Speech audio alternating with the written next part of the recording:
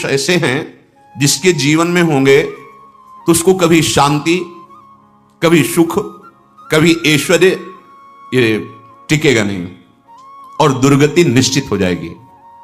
बहुत ध्यान से सुने, एक श्लोक में 6 दोष और दूसरे श्लोक में 7 दोष। उपासक को कभी इन दोषों को अपने अंदर टिकने नहीं देना चाहिए। और जो संसार के मार्ग में चल रहे हैं, अगर इन दोषों में चलेंगे तो वो जो आपके पुण्य कर्मों से ऐश्वर्य है भी वो नष्ट हो जाएगा। आप दुख, चिंता, शोक से ग्रसित होकर बड़ा दुख में जीवन व्यतीत करेंगे और आपकी गति बिगड़ जाएगी, दुर्गति हो जाएगी। विकत्थनः स्पृहायुर्मनस्वी बिभ्रत कोपम चपलो अरक्षणश्च एतान् पापाः षण्णराः पाप धर्मान् प्रकुर्वतेनो त्रसन्तः सुदुर्गे संभोग संविद विषमोति मानी दत्तानुतापी कृपणो बलीयान वर्ग प्रशंसी वनिता सुदेष्टा एते परे सप्तनशं सवर्गाः। जो अपने मुख से अपनी बड़ाई प्रशंसा करता है, ये 13 लिख लो दिमाग में, डायरी में, क्योंकि ये नोट हो रहा है, आवाज डाली जाएगी, आप बार बार सुन, इनसे बचिए। अपनी बड़ाई, अपनी प्रशंसा कभी अपने मुख से नहीं करना, नहीं तो आपके पुण्य नष्ट हो जाएंगे, बुद्धि भ्रष्ट माने गिर जाएगी। अगर परमार्थ में चल रहे हैं तो भी, और व्यवहार में तो पुण्य नष्ट हो ही जाएंगे। बुद्धि गिरी हुई तभी ऐसी बात होती है। और यह दोष बहुतायत है, ये बहुत प्रभावशाली है, अपनी बड़ाई मारना। इसको देख लो, पकड़ो, सत्संग है। अपने मुख से कभी अपनी बड़ाई ना करना। अगर कोई अपने मुख से अपनी बड़ाई करता है तो उसके सुकृत नष्ट हो जाते हैं, बुद्धि भ्रष्ट माने गिर जाती, पतित हो जाती है, फिर निर्णय ठीक नहीं। अगर हमारा सारथी, हमारा ड्राइवर मूढ़ हो तो कहीं भी हमको गिरा देगा, तो वो बुद्धि भ्रष्ट मतलब गिर जाती है, निर्णय करने लायक नहीं रहती। अपनी प्रशंसा अपने मुख से करना।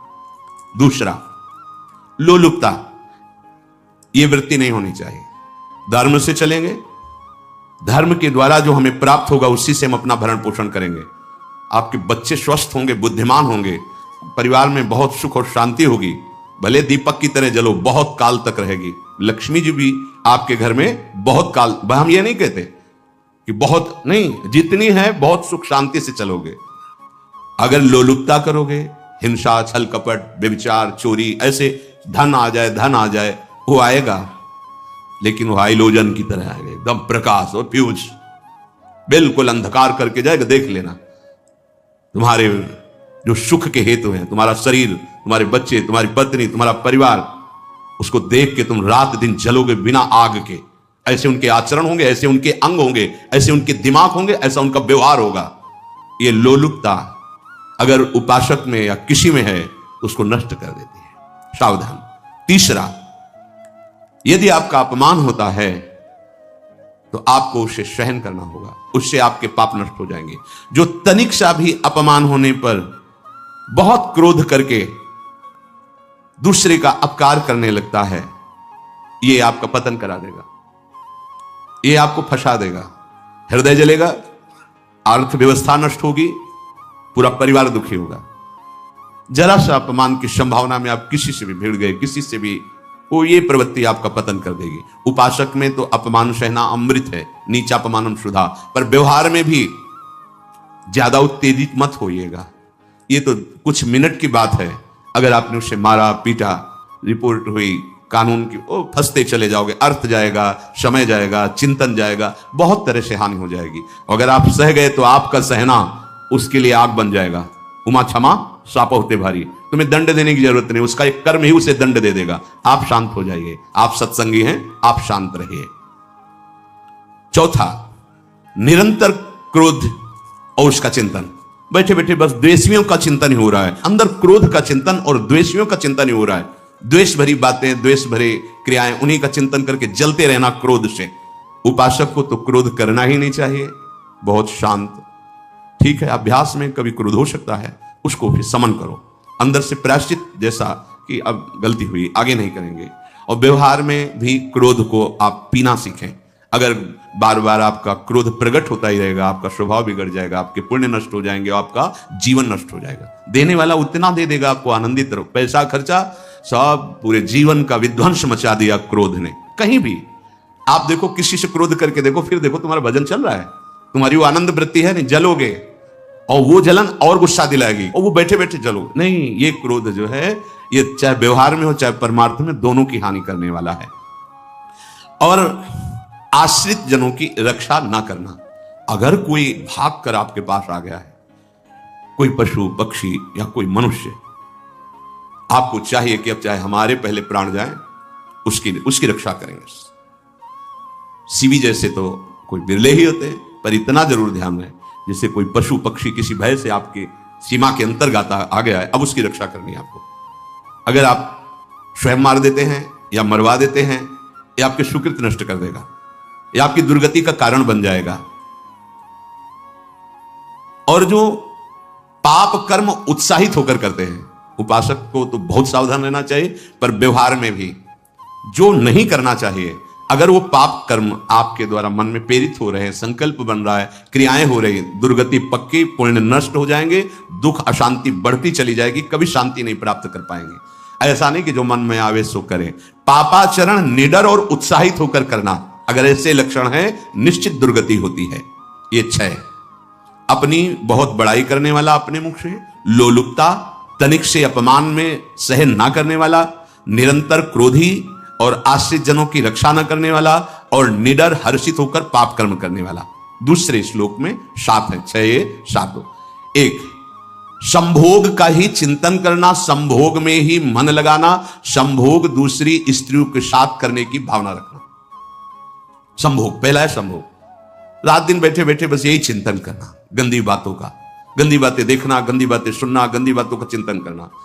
फिर अन्य माताओं बहनों के प्रति काम दृष्टि से देखना, कोई आ जा रही है दृष्टि से, काम भाव से देखना, भोग बुद्धि से देखना, निश्चित पुण्यनाश, दुर्गति।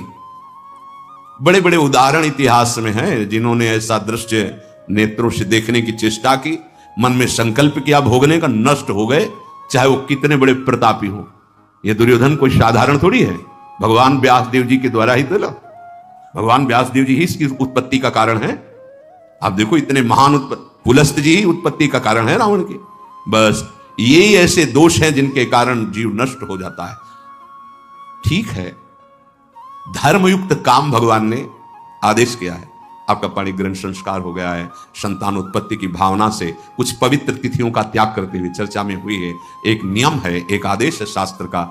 आप बहुत काम प्रवृत्ति वाले हैं तो प्रत्येक मास में जब माताएं बहनें पवित्र हो जाती मासिक धर्म से, तो जिनका पाणी ग्रहण आपने किया, जो पत्नी स्वरूप है, वो ठीक है। वहां भी बार बार के लिए व्यभिचार प्रवृत्ति के लिए शास्त्र आदेश नहीं करता, संयम पूर्वक, और उसका चिंतन नहीं करना। पाणी ग्रहण संस्कार है, घर में विराजमान है, एक संयम एक नियम के अनुसार उसका चिंतन तो फिर भ्रष्ट कर देगा।